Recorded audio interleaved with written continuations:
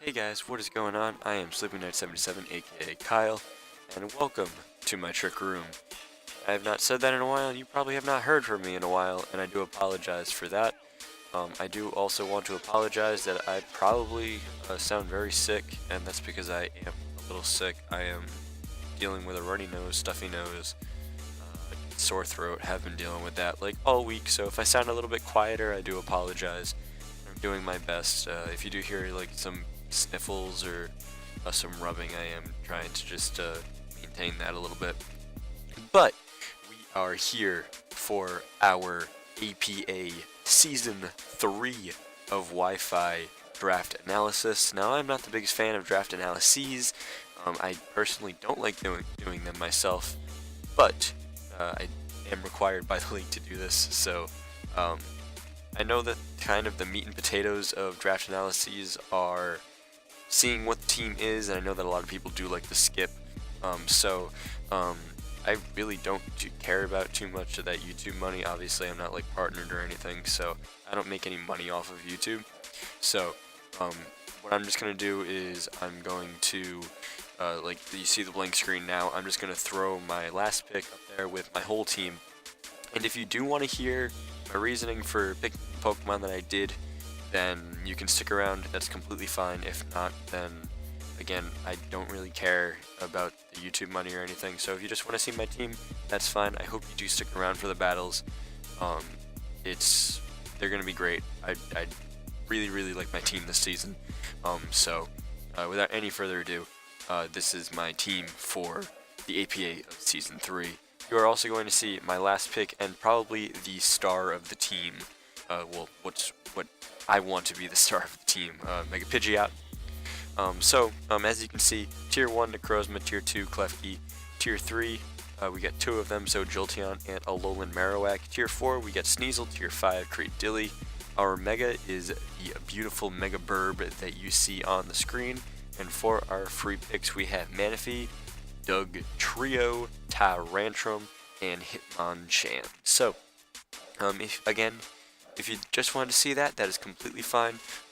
My watch latency will probably go down at this point, but I do thank you for watching this far, and I hope you do come back for the battles. Again, if you do want to hear my explanations, this is where it's going to begin, right here. So Tier 1, first pick of the draft, I went with Necrozma. I had pick number 7, as you can see on the screen, kind of to the left, next to my logo. I had the 7th pick and I chose Necrozma. Why did I choose Necrozma? Because I wanted Manaphy and I didn't think that I was going to be able to get Manaphy and Necrozma if I took Manaphy first. A lot of the people in this league are P4G alumni or have been in P4G. aDrive, KyleAye, Mujafan Nate, myself, CrimsonCBAD, LynxForte, Panther2 was the analyst there.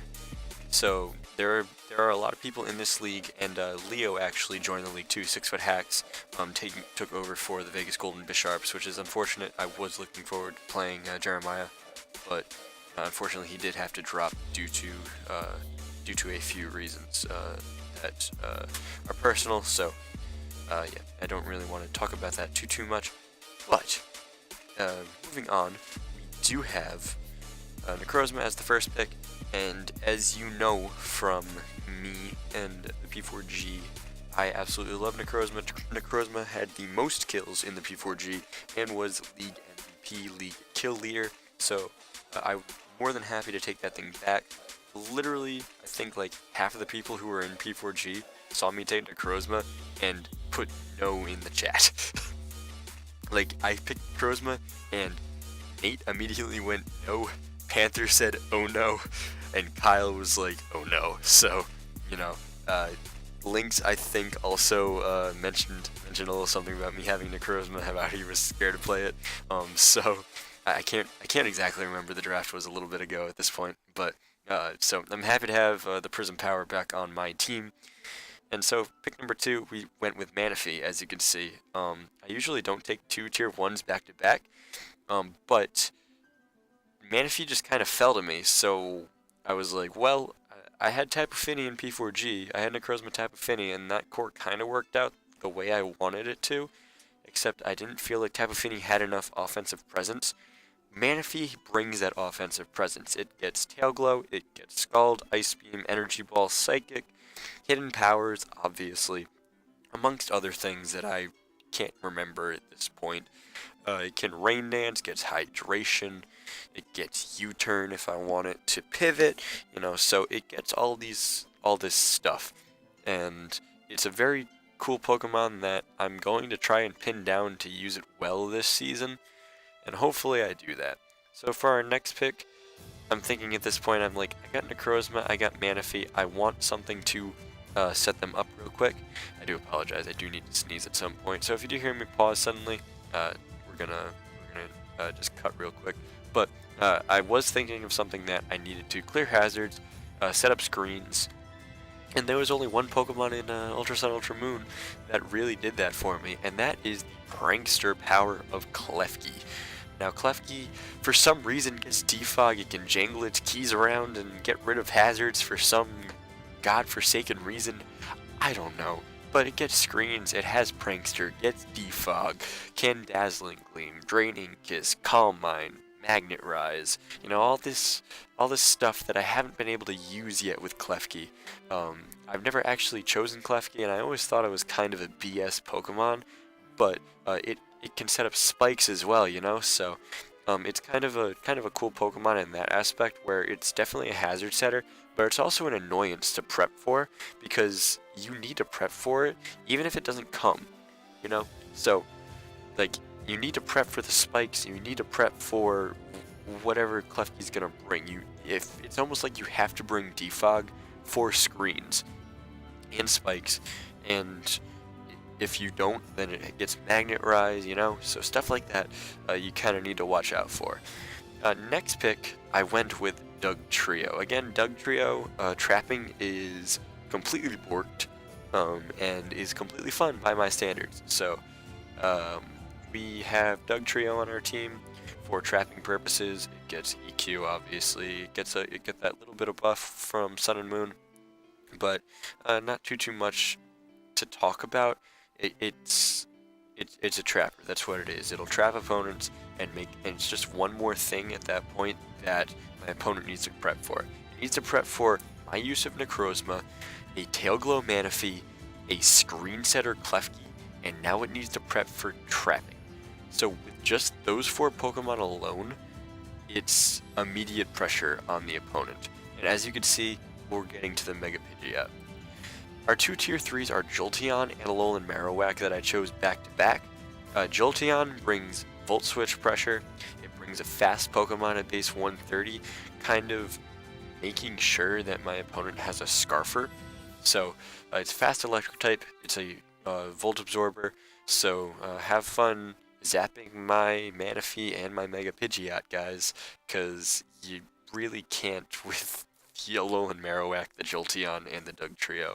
If you bring an electric Pokemon, chances are you probably are not going to be able to shock them, right off the bat. So, Alolan Marowak hits hard, obviously with that thick club. It gets Lightning Rod, it gets Rockhead, that's the other thing it gets Rockhead, so, it's a very strong Pokemon, and it brings a very high offensive presence and a decent defensive presence. Special defense leaves a little bit to be desired, let's be real here, but it does bring that offensive presence that I think this team was kind of missing a little bit on the physical side. Next up, I actually went with a tier 5 Credilli. I was the first one to choose my tier 5, and I absolutely love Credilli, so that's kind of why I went with it. It's a water immunity. It gets Stealth Rocks. It can be run kind of physically defensive or specially defensive, or physically physically offensive or specially offensive. So it can be run both of those ways, or all 4 or both defensive ways. So it kind of fills all roles for me, and I mean, granted, it is a fighting, another fighting weakness that I do have on the team, looking at it, but it's a very good Pokemon and can come up big in the end based on its move pool. Then I went with the tier 4 Sneasel. Sneasel is a strong Pokemon, kind of a glass cannon Pokemon, gets knockoff, Ice Shard, brings that priority to the team that I feel the team is missing a little bit.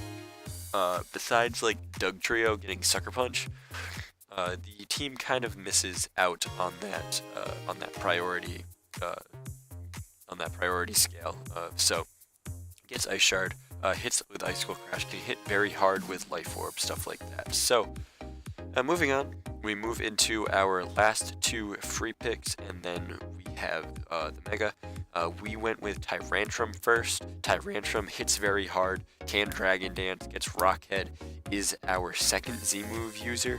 Our first is Necrozma. I went with Necrozma and Tyrantrum as my Z-move users. I figured I'd say that now. So Necrozma and Tyrantrum are Z-move users. It can Dragon Dance, it gets Rock Head, and it gets Head Smash, which is the best thing in the world if it hits.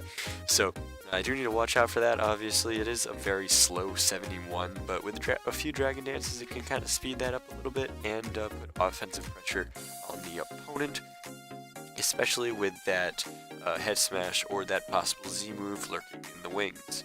Then we went with Hitmonchan, kind of a rapid spinner. It gets Iron Fist, can be run as an Assault Vest user, a very good Assault Vest user at that. It's kind of underrated, but it does bring another set of priority, Mach Punch, but I don't really have any special priority at this point. But, you know, we'll see what we can do or what needs to get fixed, because my schedule is very tough, as I do have Tarheel, Panther, and then Lynx, and then I have like Crimson and aDrive after that, so I have a very tough first 5 weeks. If I win, if I go 1-4, I'll be happy, honestly. 2-3, I'll be happy. I'll be like the happiest boy in the world, because that is a schedule that you do not want to start off with. But it does bring that priority a little bit. Hitmonchan is kind of, I think, going to be used a little bit more sparingly than most people would like to use it, but as the season moves on, we're gonna see where we go with it. And then finally, we have our Mega Pidgeot. Mega Pidgeot works on our team because we have a lot of ground weaknesses. Mega Pidgeot, even with no guard and like those ground types that get Stone Edge, it hits very hard. Is a base 121 attacker, so it outpaces those 120. It can outpace Dugtrio if it wanted to, but it hits hard with Hurricane, and that's the one thing that most people look out for when they play Mega Pidgeot. They look out for the stab, Hurricanes, and the 30% chance to confuse. So, as you can tell, we kind of have an offensive heavy team. Not really too many walls per se, but hopefully some holes that will be patched throughout the season. See where we are throughout the first couple weeks and what needs to get fixed in that aspect. But I hope you guys are excited for the season. I am. I absolutely love the people who I'm playing with. So cool. Most of the people I have played before, I'm excited to play Crimson again. I'm excited to play Dan again, obviously. I'm excited to play Panther. Panther's one of the coolest dudes. He was the analyst for the P4G. Tarheel, I don't think I've gotten to play yet. I'm excited I get to play Leo again. I was supposed to play Jeremiah, but I get to play Leo now. And then I have Phantombass on my schedule, and he's always fun. He's one of the coolest dudes. I'm sad I don't get to play KyleAye and Supremacy Kyle match again, but just means that him and I actually just get to meet up for the playoffs, right? So, we'll look forward to that, hopefully. But until next time, guys, our next video will be the Week 1 matchup being uploaded on Sunday, this Sunday, to this channel, and all links to the opposing coaches will be in the description down below. So please go make sure to check those guys out, especially the guys that you don't know.